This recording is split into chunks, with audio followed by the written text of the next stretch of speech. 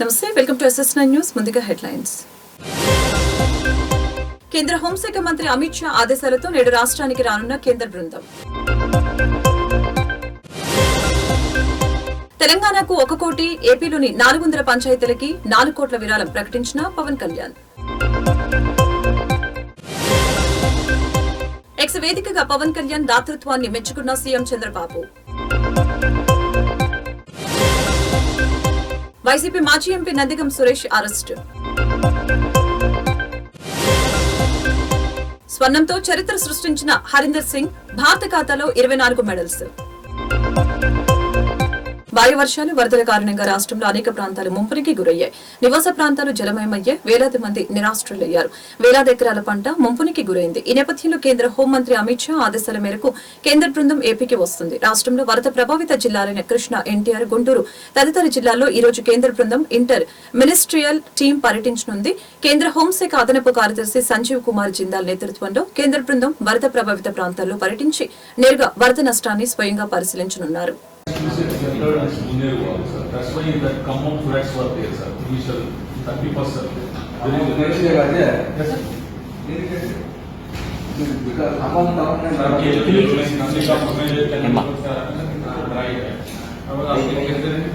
linking these two also to the canal system. Nandika web should be sir. Nandika again, that also can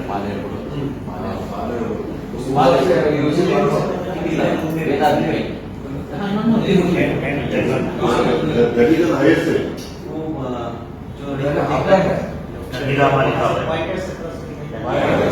తెలంగాణలో వరద బాధితుల సహాయార్థం AP ఉప ముఖ్యమంత్రి పవన్ కళ్యాణ్ 1 కోటి విరాళంగా ప్రకటించారు. ఈ మేరకు తెలంగాణ సీఎం రిలీఫ్ ఫండ్స్ కి ₹1 కోటి ఇస్తానని అన్నారు. అలాగే ఏపీ సీఎం రిలీఫ్ ఫండ్ కి 1 కోటి ఇస్తానని ప్రకటించారు. అలాగే ఏపీలోని 400 పంచాయతీలకి 1 లక్ష చొప్పున మొత్తంగా 4 కోట్లు ఆర్థిక సాయం చేస్తున్నట్లు ప్రకటించారు. వరద బాధితులకి మొత్తంగా 6 కోట్లు ఇస్తున్నారు.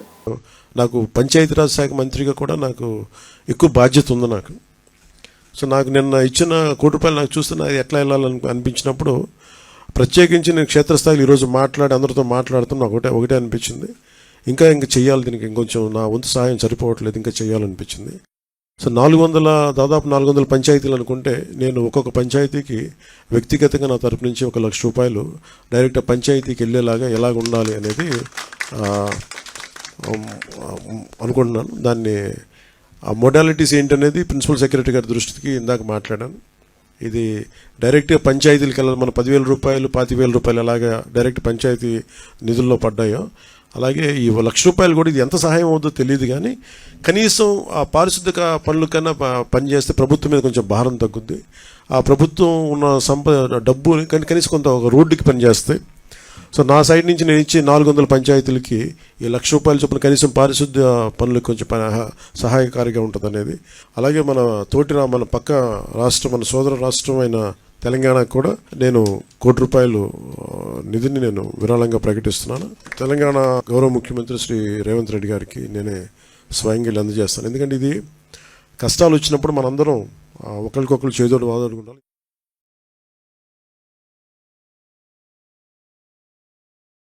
భారీ వరదల కారణంగా తీవ్రంగా నష్టపోయిన తెలుగు రాష్ట్రాల బాధితులను ఆదుకునేందుకు ఏపీ డిప్యూటీ సీఎం జనసేన అధినేత పవన్ కళ్యాణ్ ఏకంగా 6 కోట్ల భారీ విరాళంతో ఉదారత చాటుకున్నారు. ఇందులో తెలంగాణ సీఎం రిలీఫ్ ఫండ్ కి ₹1 కోటి ప్రకటించారు. ఏపీ ముఖ్యమంత్రి సహాయ నిధికి మరొక ₹1 కోటి ఇచ్చారు. అలాగే ఏపీలో వరద బారిన పడ్డ 400 పంచాయతీలకి 1 లక్ష చొప్పున 4 కోట్లు ఇస్తానని అన్నారు. ఈ మేరకు ఎక్స్ ట్విట్టర్ వేదికగా పవన్ ని ప్రశంసిస్తూ చంద్రబాబు పోస్టు పెట్టారు. వరద ప్రాంత ప్రజల కోసం ఎంతో ఉదారత చాటిన భారీ విరాళం ప్రకటించిన రాష్ట్ర ఉప ముఖ్యమంత్రి, పంచాయతీరాజ్ గ్రామీణాభివృద్ధి శాఖ మంత్రి పవన్ కళ్యాణ్ కి నా అభినందనలు. దాతృత్వాన్ని ప్రదర్శించడంలో తనకు తానే సాటిగా ప్రవర్తించే పవన్ కళ్యాణ్ సమాజంలో ఎందరికో స్ఫూర్తినిస్తున్నారు. ప్రజలకు ఆయన చేస్తున్న సేవలకి విలువ కట్టలేం. అదేవిధంగా ఆయన కురిపిస్తున్న వాత్సల్యానికి ఏదీ సరితూగదు. ఆయనకు మరొకసారి ధన్యవాదాలు తెలుపుతున్నాను అని సీఎం చంద్రబాబు తన ట్వీట్ లో పేర్కొన్నారు. మంగళగిరిలోని టీడీపీ ప్రధాన కార్యాలయంపై దాడి కేసులో వైసీపీ నేత బాపట్ల మాజీ ఎంపీ నందిగం సురేష్ ని పోలీసులు అదుపులోకి తీసుకున్నారు. హైదరాబాద్ లో ఉన్న ఆయనను అరెస్టు చేసి ఏపీకి తరలిస్తున్నారు. ఈ కేసులో నిందితులుగా ఉన్న వైసీపీ నేతలు దేవినేని అవినాష్, లెల్లాపిరెడ్డి, తలసరి రఘురాం తదితరులు అందరూ అజ్ఞాతంలోకి వెళ్లిపోవడంతో గుంటూరు, బాపట్ల, పల్నాడుకు చెందిన 12 పోలీసు బృందాలు వారి కోసం వెతుకుతున్నాయి. విజయవాడకు వచ్చిన భారీ వరదలకి బుడమేరు వాగు గండ్లే ప్రధాన కారణమయ్యాయి. వెలగలేరు నుంచి వచ్చిన వరద నీరు ఈ గండ్ల వల్లనే నగరంలోకి ప్రవేశించి పలు ప్రాంతాలను ముంచెత్తాయి. దీంతో 2.5 లక్షల మంది నిరాశ్రయులయ్యారు. అయితే ఈ భారీ ఉత్పాతానికి కారణమైన బుడమేరు గండ్లను పూడ్చే పనుల్ని ప్రభుత్వం శరవేగంగా పూర్తి చేస్తోంది. జలవనరుల మంత్రి నిమ్మల రామానాయుడు దగ్గరుండి ఈ పనులు చేస్తున్నారు. అర్ధరాత్రి భారీ వర్షం, ఉధృత గాలి వీస్తున్నా నిద్రాహారాలు సైతం మాని బుడమేరు గండ్ల పూడిక పనుల్లో జలవనరుల శాఖ మంత్రి నిమ్మల నిమగ్నమయ్యారు. పనులకి ఎక్కడ ఆటంకం కలగకుండా అర్ధరాత్రి 1 గంట నుంచి తెల్లవారుజామున వరకు కూడా జోరున వానలోని తడుస్తూ దగ్గరుండి పనుల్ని పర్యవేక్షించారు.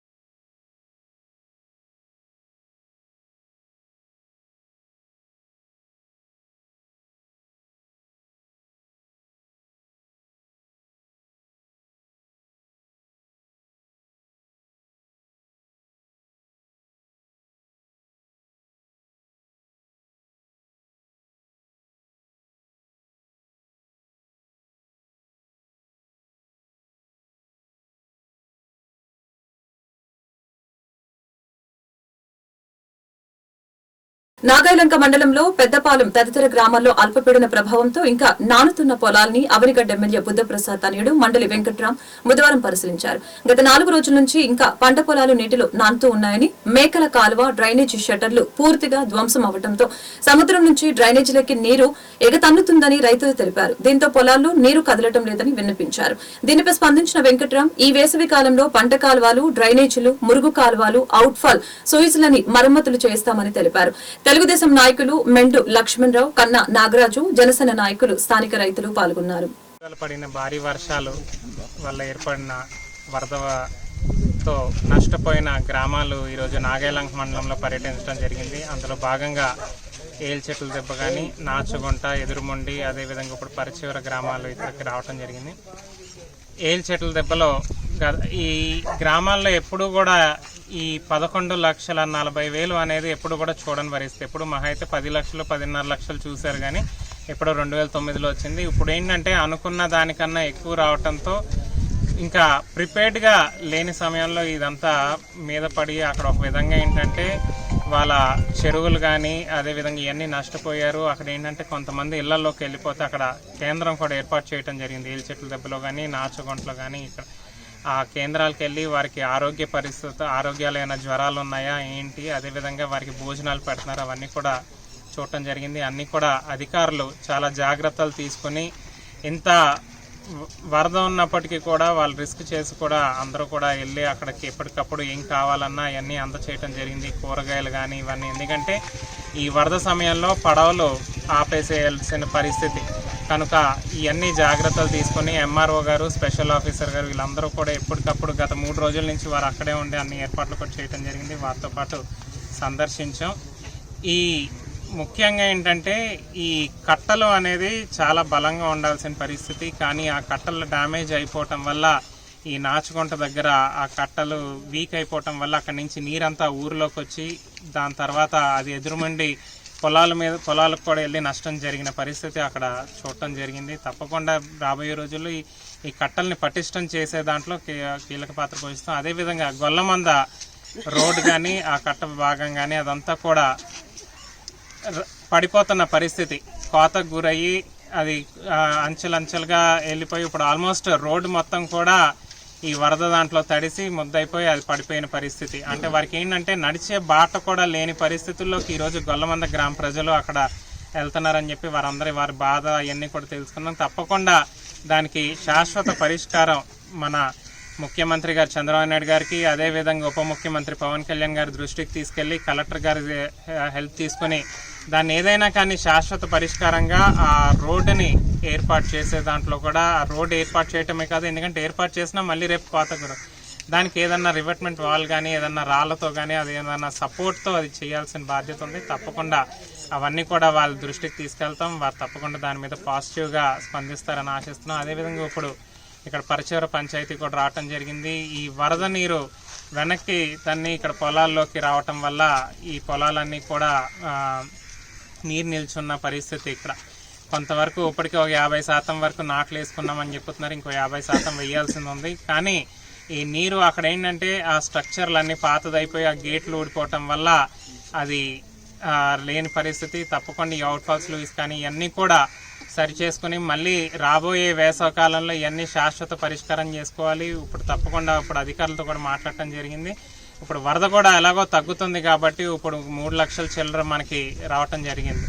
కనుక ఈ నీరంతా కూడా లాగించే బాధ్యత తీసుకుని అది ఒకసారి వీళ్ళందరూ కూడా అండగా నిలబడతామని ఈ సందర్భంగా తెలియజేసుకున్నాం. అధికారులు కూడా ఎప్పటికప్పుడు వారికి సహాయం తీసుకుని అధికారులు కూడా బాగా స్పందిస్తూ ఎప్పటికప్పుడు ఏం కావాలన్నా కూడా వారు చేస్తున్నారు. వారికి కూడా ప్రత్యేకమైన ధన్యవాదాలు తెలియజేసుకుంటాం. తిరుమలలో భక్తుల రద్దీ తగ్గింది. నేడు శ్రీవారి సర్వదర్శనానికి భక్తులు 5 కంపార్ట్మెంట్లలో వేచి ఉన్నారు. టోకెన్ లేని భక్తుడికి శ్రీవారి సర్వదర్శనానికి 8 గంటల సమయం పడుతుంది. శ్రీవారిని 53,790 మంది భక్తులు దర్శించుకుని మొక్కులు చెల్లించుకున్నారు. 20,628 మంది భక్తులు స్వామివారికి తలనీలాలు సమర్పించారు. నిన్న శ్రీవారి హుండీ ఆదాయం 3.45 కోట్ల రూపాయలు వచ్చినట్లు టీటీడీ తెలిపింది. బంగారం ధరలు కొంత మేరకు తగ్గాయి. దేశ రాజధాని ఢిల్లీలో 22 క్యారెట్ల 10 గ్రాముల బంగారం ధర 66,840 రూపాయలు ఉండగా 24 క్యారెట్ల 10 గ్రాముల బంగారం ధర 72,910 రూపాయలుగా ఉంది. హైదరాబాద్, విజయవాడలో 22 క్యారెట్ల 10 గ్రాముల బంగారం ధర 66,690 రూపాయలుగా ఉంది. 24 క్యారెట్ల ధర 72,760 రూపాయలుగా ఉంది. ఢిల్లీలో కిలో వెండి ధర 85,000 రూపాయలు ఉంది. హైదరాబాద్, విజయవాడలో కిలో వెండి ధర 90,000 వద్ద కొనసాగుతుంది. పారిస్ లో జరుగుతున్న పారా ఒలింపిక్స్ లో భారత అథ్లెట్స్ అద్భుతమైన ప్రదర్శనతో దూసుకువెళ్తున్నారు. పథకాల పంట పండిస్తూ ఉన్నారు. తాజాగా పురుషుల వ్యక్తిగత రికర్వ్ ఓపెన్ ఈవెంట్ ఫైనల్లో ఆర్చర్ హరీందర్ సింగ్ ఏకంగా స్వర్ణం కొలగొట్టారు. ఏకపక్షంగా సాగిన ఈ ఫైనల్లో పోలాండ్ కు చెందిన లుకాడ్జ్ సీజన్ ని ఓడించారు. దీంతో పారా ఒలింపిక్స్ లో స్వర్ణం సాధించి మొదటి భారత ఆర్చర్ గా హర్విందర్ సింగ్ చరిత్ర సృష్టించారు. వార్తలు ముగించే ముందు హెడ్లైన్స్ మరొకసారి. కేంద్ర హోంశాఖ మంత్రి అమిత్ షా ఆదేశాలతో నేడు రాష్ట్రానికి రానున్న కేంద్ర బృందం. తెలంగాణకు 1 కోటి, ఏపీలోని 400 పంచాయతీలకి 4 కోట్ల విరాళం ప్రకటించిన పవన్ కళ్యాణ్. ఎక్స్ వేదికగా పవన్ కళ్యాణ్ దాతృత్వాన్ని మెచ్చుకున్న సీఎం చంద్రబాబు. వైసీపీ మాజీ ఎంపీ నందిగం సురేష్ అరెస్టు. స్వర్ణంతో చరిత్ర సృష్టించిన హరీందర్ సింగ్ భారత ఖాతాలో 24 మెడల్స్. ఈ వార్తలు ఇంతటితో సమాప్తం. మరొక బులెటిన్ లో మళ్ళీ కలుద్దాం. చూస్తూనే ఉండండి SS9.